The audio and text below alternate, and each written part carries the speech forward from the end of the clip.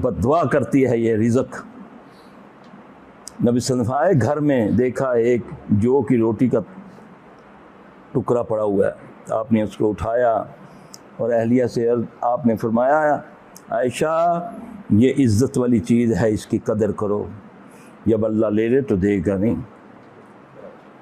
जाओ ना शादी ब्याह में क्या करते हो हैं, इतनी भूख है ना, जा ढिड चूहा नेवला जा है एडा बड़ा पाया, सारिया चीज़ां दो दो बोटे एडे एडे 6 कबाब पाए हुए। मैं सोचना यार खा लेगा, थोड़ी देर बाद थोड़ा जा खादा, गोली कड़ी मूँह च पाई, हो हजम नहीं होता पाया, तो नीयत इतनी खराब है कि एडा बड़ा टेबल से छोड़ के चला गया।